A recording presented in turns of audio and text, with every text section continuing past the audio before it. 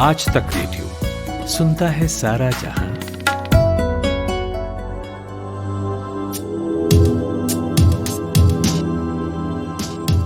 नमस्कार, आज का कोरोना कवरेज लेकर हाजिर हूँ मैं खुशबू।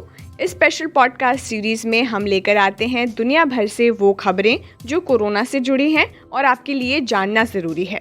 नई स्टडी, कोरोना वैक्सीन की अपडेट्स, घटते बढ़ते केसेस, सब कुछ कवर करते हैं हम। अगले कुछ 20-25 मिनट में क्या क्या बात करेंगे बताती हूँ। तो सबसे पहले बात होगी एक नए स्ट्रेन पर जो अब जापान में पाया गया है।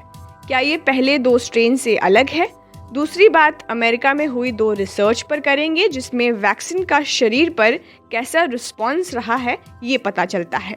कई देशों ने मेड इन इंडिया वैक्सीन की डिमांड की है। किन देशों ने की है? भारत क्या पूरी तरह तैयार है? ये समझेंगे। और चलते चलते सीरम इंस्टीट्यूट से वैक्सीन का शिपमेंट कैसा हो रहा है इस पर एक ग्राउंड रिपोर्ट लेंगे। लेकिन उससे पहले जल्दी से देश दुनिया से आई अपडेट्स पर नजर डाल लेते हैं। देश में कोरोना वैक्सीनेशन से पहले आज प्रधानमंत्री नरेंद्र मोदी तमाम मुख्यमंत्रियों के साथ बैठक करेंगे। इस बैठक में सभी राज्य वैक्सीनेशन अभियान को लेकर तैयारियों का ब्यौरा पेश करेंगे। केंद्र सरकार ने वैक्सीनेशन शुरू करने के लिए 16 जनवरी की तारीख का ऐलान कर दिया है। तैयारियों को परखने के लिए 2 बार ड्राई रन भी हो चुका है। ऐसे में अब देश के अलग अलग राज्य कोरोना के वैक्सीनेशन के लिए व्यापक स्तर पर तैयारियों में जुटे हैं। आज शाम या कल सुबह वैक्सीन को ऑक्सफोर्ड की पुणे स्थित सीरम इंस्टीट्यूट ऑफ इंडिया की लैब से पुलिस सिक्योरिटी में देश के अलग अलग हिस्सों में भेजा जाएगा। देश में पिछले 24 घंटों के दौरान कोरोना के 16,311 नए मामले सामने आए हैं। वहीं 161 लोगों की मौत हुई है जो कि पिछले 7 महीनों में से सबसे कम है। वहीं पिछले 24 घंटों में कोरोना से 19,299 मरीज ठीक हुए हैं, जिसके बाद देश में इस बीमारी से ठीक होने वाले लोगों की संख्या 1,92,000 से ज़्यादा हो गई है। बिहार में कोरोना की वैक्सीन 14 जनवरी से पहले पहुंच जाएगी। बिहार पहुंचने के बाद इसे 15 जनवरी तक अलग अलग जिलों में पहुंचाया जाएगा, जिससे 16 जनवरी को पूरे प्रदेश में एक साथ वैक्सीनेशन की शुरुआत हो सकेगी। ब्रिटेन में मिले कोरोना वायरस के नए स्ट्रेन के भारत में 90 लोग शिकार हो चुके हैं। सभी 90 व्यक्तियों को संबंधित राज्य सरकारों द्वारा नामित स्वास्थ्य सुविधाओं से अलग एक कमरे में क्वारंटाइन किया गया है। भारत बायोटेक की वैक्सीन ट्रायल में शामिल हुए एक वॉलंटियर की मौत का मामला सामने आया है, जिसके बाद भारत बायोटेक ने ये बयान दिया है कि वॉलंटियर की मौत को वैक्सीन से जुड़ी हुई नहीं है और इसे प्लेसिबो बताया गया है। देश में फिलहाल कोरोना की 2 वैक्सीन के इमरजेंसी इस्तेमाल की मंजूरी दी गई है। अब उम्मीद जताई जा रही है कि जल्द ही मॉडर्ना की वैक्सीन भी भारत आ सकती है। आपको बता दें कि अभी केवल इस बात की संभावना तलाशी जा रही है और इसकी चर्चा शुरुआती दौर में है। उत्तर प्रदेश में आज कोरोना वैक्सीन का आखिरी ड्राई रन है। यूपी के सभी जनपदों में 1500 टीकाकरण केंद्र और 3000 बूथ बनाए गए हैं। बता दें कि मुख्यमंत्री योगी आदित्यनाथ खुद तीसरे व अंतिम पूर्वाभ्यास की निगरानी करेंगे। दक्षिण अफ्रीका की सरकार ने अगले कुछ हफ्तों में भारत से मिलने वाली वैक्सीन की कालाबाजारी के खतरे को देखते हुए गुप्त स्थान पर रखने का ऐलान किया है।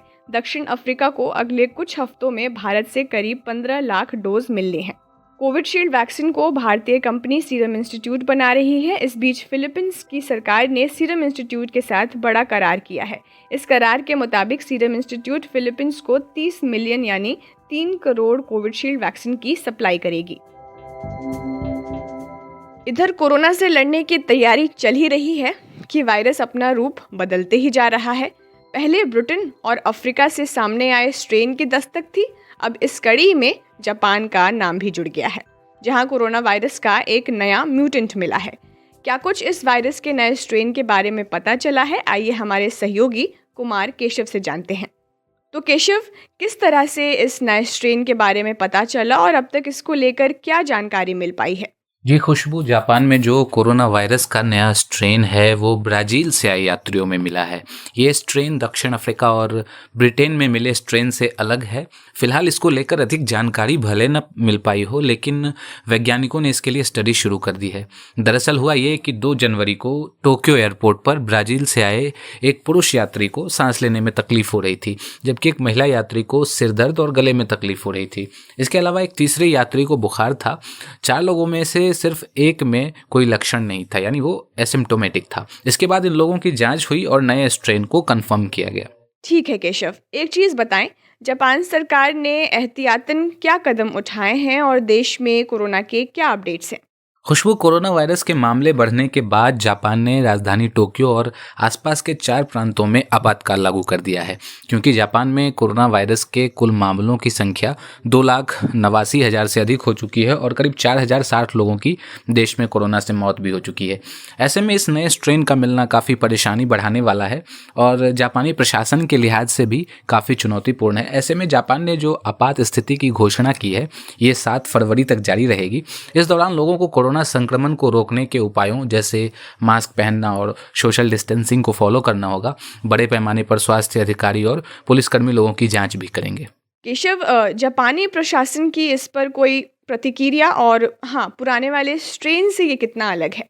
खुशबू, जहाँ तक प्रतिक्रिया का सवाल है तो जापान के स्वास्थ्य मंत्रालय ने नए स्ट्रेन को कंफर्म करने के बाद ब्राज़ील को इसकी सूचना दे दी और WHO वर्ल्ड हेल्थ ऑर्गेनाइजेशन को भी इसके बारे में जानकारी भेज दी है।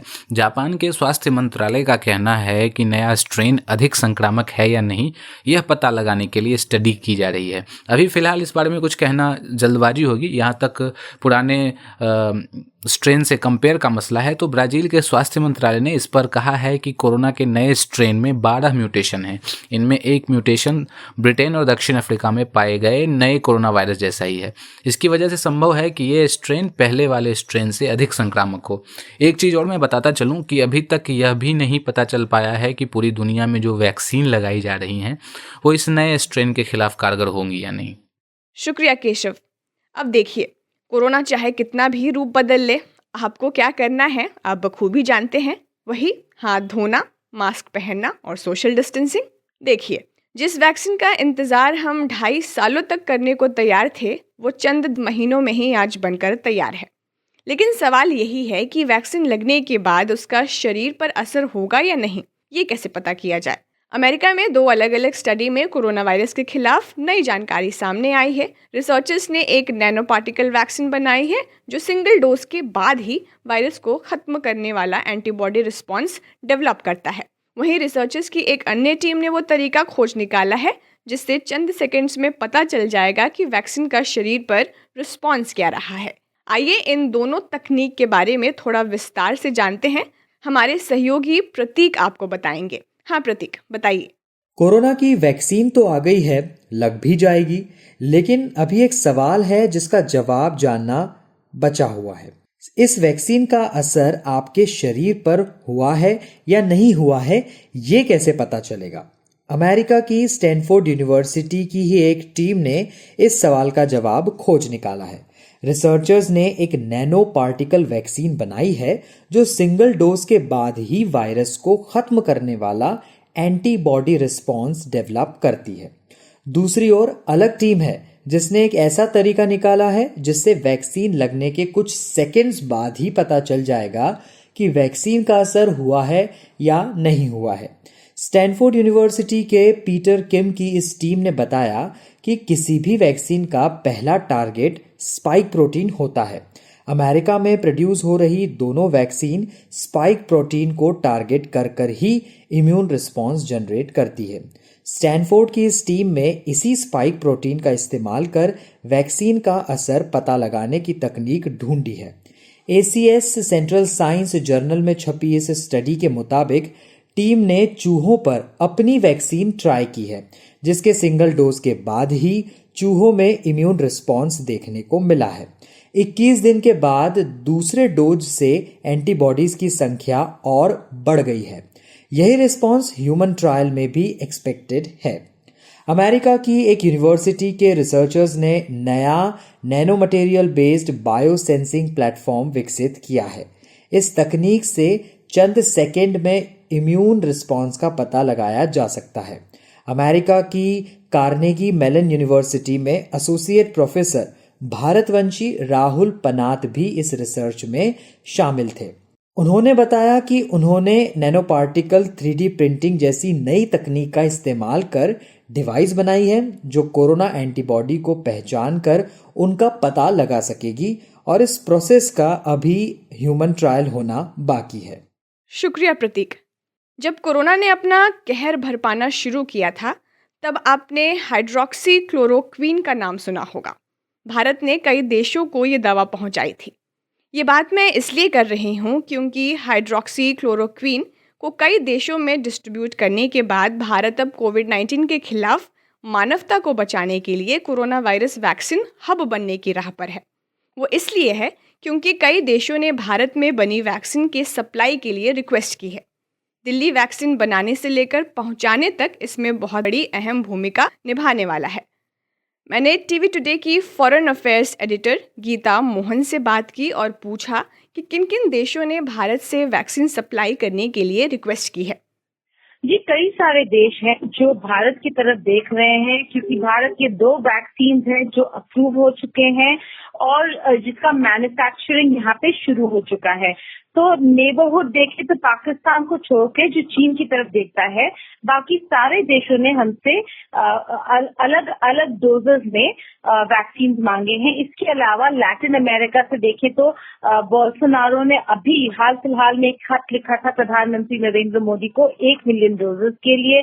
साउथ अफ्रीका, सऊदी अरेबिया, इन सब के ऑलरेडी कॉन्ट्रैक्ट्स हैं हमारे साथ। म्यांमार, साउथ ईस्ट एशिया में बहुत सारे ऐसे देश हैं जो एस्ट्राजेनेका का वैक्सीन चाहते हैं जिसका प्रोडक्शन इंडिया में हो रहा है। तो 2 तरीके से देश भारत की तरफ देख रहे हैं वैक्सीन खरीदने के लिए। एक है G2G जिसे कहते हैं गवर्नमेंट टू गवर्नमेंट, जहाँ पे एक सरकार दूसरी सरकार से मदद मांगती है।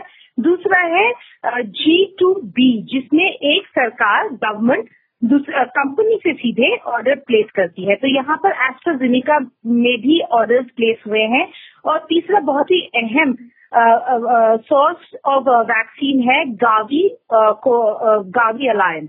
और वो जो गावी अलायंस है वो बहुत ही इम्पोर्टेंट है, गावी कोवैक्स अलायंस, क्योंकि वो बहुत सारे बड़े देशों ने मिलकर एक ऐसा अलायंस बनाया है जहां से छोटे और मिड लेवल इनकम कंट्रीज जो हैं उनके लिए इस अलायंस के द्वारा वैक्सीन दिए जाएंगे। तो इस वैक्सीन अलायंस का भी हिस्सा भारत है और AstraZeneca, Bharat biotech, serum institute, ये सब इसके हिस्सा भी है। तो इसके थ्रू भी अराउंड 92 ऐसे कंट्रीज है जिनको वैक्सीन दिया जाएगा। और डोजेस का क्या सीन है, मतलब इन 9 देशों ने अप्रोक्सीमेटली कितने डोजेस की मांग की है? देखिए, सबसे पहला मुद्दा तो ये है कि 16 तारीख को जब भारत अपना वैक्सीन प्रोग्राम रोल आउट करेगा तो भारत अपने नेसेसिटीज भी देखेगा। उसके अलावा जो प्रायोरिटी है, भारत ने हमेशा नेबरहुड फर्स्ट, मतलब कि अपने जो नेबर देश हैं उन नेबरिंग कंट्रीज को सबसे पहले प्रायोरिटी देगा। उसके बाद वो बाकी देशों को भी देखने वाला है। जितना प्रोडक्शन है, जितना वो लोग अलग से बाकी देशों के लिए रखने वाले हैं, उसके मुताबिक हर देश को जाएगा। लेकिन अगर हम डोजेस की बात करें, नेपाल ने बोला है करीब 20% जो उनका पॉपुलेशन है उसको वैक्सीनेट करने की मदद उन्होंने भारत से मांगी है। 12 मिलियन डोजेस की बात कर रहे हैं। किस तरीके से कब होने वाला है वो देखना पड़ेगा। भूटान 1 मिलियन डोज मांग रहा है। म्यांमार का एक कॉन्ट्रैक्ट सीरम इंस्टीट्यूट से डायरेक्टली साइन हो चुका है।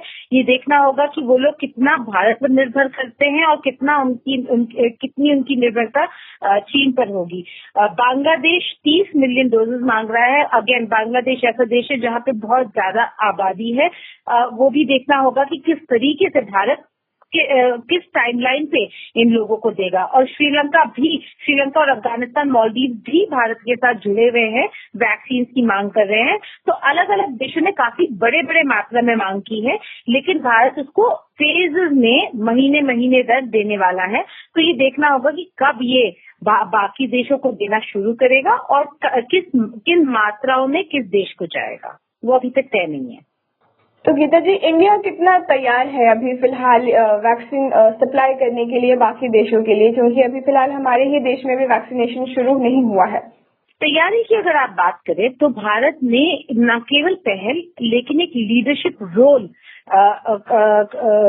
का वो ले लिया है, जहां पर अगर हेल्थ सेक्टर की बात करें और वैक्सीन डिप्लोमेसी या कोविड डिप्लोमेसी की बात करें तो हाइड्रोक्सी क्लोरोक्विन से अगर आप याद करें तब भी सबसे ज्यादा आगे भारत ही था बाकी देशों को मदद करने में, जबकि भारत को भी हाइड्रोक्सी क्लोरोक्विन की जरूरत थी। उसके बावजूद उसके उन्होंने मदद की। अब क्योंकि उनको पता था कि वैक्सीन बहुत ही बड़ा मसला होने वाला है, उन्होंने बाकी देशों को देखने की सोची नहीं, ना चीन को देख रहे थे वो की तरफ देख रहे थे, वो अपने तरफ देख रहे थे कि कैसे भारत में मैन्युफैक्चरिंग हब बना दिया जाए। इसी वजह से दो बड़े ऐसे वैक्सीन डेवलपमेंट एजेंसीज हैं, सीरम और भारत बायोटेक, जिन्होंने अपना मैन्युफैक्चरिंग प्लांट शुरू कर दिया है, जिसमें इतनी मात्रा में वैक्सीन प्रोडक्शन होने वाली है जो काफी हद तक न केवल भारत को लेकिन बाकी देशों को की भी मदद करने वाला है। तो कहीं ना कहीं अगर आप तैयारी की बात करें तो काफी तैयार है भारत, और रोल आउट भी ऐसा है जहां पर टेम्परेचर जो है, जिस टेम्परेचर में उसको स्टोर करना पड़ता है वो फैसिलिटीज भी है, जिस टेम्परेचर में उसको ट्रांसपोर्ट करना पड़ता है वो फैसिलिटी भी तैयार कर रखा है भारत ने। तो बस बनाने तक खत्म नहीं हो जाता एक देश की रिस्पॉन्सिबिलिटी, स्टोरेज और ट्रांसपोर्ट भी बहुत इम्पोर्टेंट है, और उस पर भी काफी नजर बनाए हुए है भारत। तो काफी मात्रा में प्रोडक्शन होने वाला है, और भारत कहीं ना कहीं बस अपने लिए नहीं, गावी कोवैक्सिन वाला जो अलायंस है, कोवैक्स अलायंस, उसमें भी काफी मदद करने वाला है। 92 कंट्रीज उसमें जुड़े हुए हैं, मिडिल इनकम और लोअर इनकम कंट्रीज। और अगर बाकी देश जो ऑर्डर्स कर रहे हैं, भारत में उन्होंने ऑर्डर्स भेजे हुए हैं या फिर बायलैटरल डील्स कर रखे हैं, उनको भी प्रोवाइड करने में सक्षम होगा। बस ये है कि हमें देखना होगा कि किस टाइमलाइन में भारत बाकी देशों में वैक्सीन देना शुरू करेगा। शुक्रिया गीता जी। तो जिस दिन का इंतज़ार हम पिछले 1 साल से कर रहे हैं, उसमें सिर्फ अब 5 दिन बच गए हैं। मतलब 16 जनवरी से कोरोना वैक्सीनेशन की शुरुआत होने वाली है। ऑक्सफोर्ड की वैक्सीन कोविशील्ड को पुणे स्थित सीरम इंस्टीट्यूट ऑफ इंडिया के लैब से देश के अलग अलग हिस्सों में भेजने की तैयारी कर ली गई है। यहाँ से आज ट्रक में वैक्सीन लोड होने वाली है। आज तक रेडियो के रिपोर्टर पंकज खेलकर इस पर पूरी नज़र रखे हुए हैं। आइए उन्हीं से जानते हैं कि क्या कुछ इंतजाम है वहाँ पर और क्या हो रहा है। जिसका इंतजार पूरे देश को था 10 महीने से, कोरोना महामारी से पूरा देश, सारी दुनिया लड़ रही है, और आज आखिरकार वो दिन आ गया है जब कोरोना वायरस से लड़ने के लिए कोविशील्ड, ये जो vaccine serum institute of India ने निर्मित की है, उसका वितरण, उसका ट्रांसपोर्टेशन शुरू हो जाएगा। और उसी की तैयारी यहाँ पर पुणे के पिंपरी चिंचवड़ इलाके में जो ट्रांसपोर्टर है, कूलेक्स ट्रांसपोर्टर्स, उसके प्रीमाइसेस में, उसके आवास में दिखाई दे रही है। 6 अत्याधुनिक कंटेनर्स जिसमें एयर कंडीशनिंग की व्यवस्था है, जिसमें जीपीएस लगा हुआ है, जिसको हर वक्त ट्रैकिंग किया जा रहा है, ऐसे अत्याधुनिक ट्रक से ये vaccine serum institute of India से लोड होने के बाद पहले फेज में 8 शहरों में भेजा जाएगा।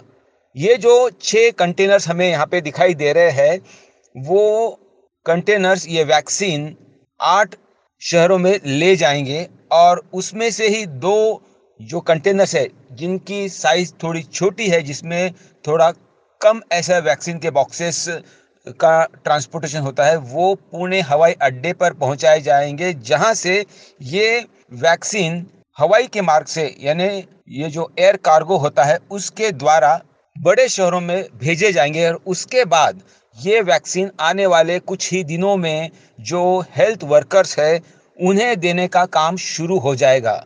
तो जानकारी जो आधिकारिक तौर पर मिल रही है, उससे हम ये कह सकते हैं कि शुरुआती दौर में तकरीबन 2 करोड़ 20 लाख डोजेस यहाँ से, यानी सीरम इंस्टीट्यूट ऑफ इंडिया से 8 शहरों में भेजे जा रहे हैं, और आने वाले दिनों में और भी कोविशील्ड वैक्सीन्स भेजने का काम लगातार शुरू रहेगा। लेकिन यहाँ पर जो बात हम आपको बता रहे हैं, समझा रहे हैं कि कूलेक्स ट्रांसपोर्टर्स को ये जिम्मेदारी दी गई है, जो उन्हें ये वैक्सीन देश भर में भेजना है। जो बात हमारी कूलेक्स ट्रांसपोर्टर्स के ओनर से हुई है, उनके मुताबिक, यानी राहुल अग्रवाल और कुणाल अग्रवाल, इनके जो पिताजी है सुभाष अग्रवाल, इन्होंने ये कंपनी शुरू की थी 1946 में, ऐसा इनका कहना है। और अब तक इनकी जो एक्सपर्टीज है कि जो फार्मास्यूटिकल कंपनियां हैं देश भर की, उनकी दवाइयां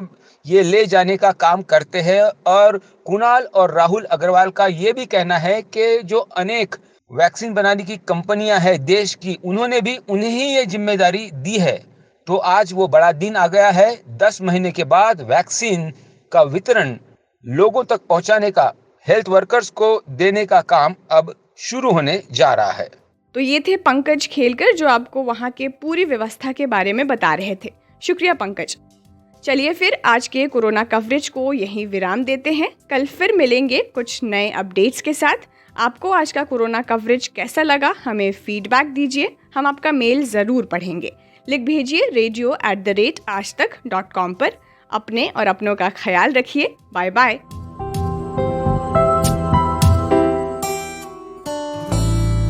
एक तार म्यूजिक का और एक तार पोएट्री का, दोनों मिल जाएं तो क्या बनता है? दो तारा। मैं हूँ चिन्मयी और मैं हूँ जोएल। हम गाते हैं, सुनाते हैं कविताएं, कभी गिटार पर तो कभी बांसुरी पर, और कभी अपने घर में पड़े हुए बक्से की थाप पर। तो सुनिए हमारा दो तारा सिर्फ आज तक रेडियो पर।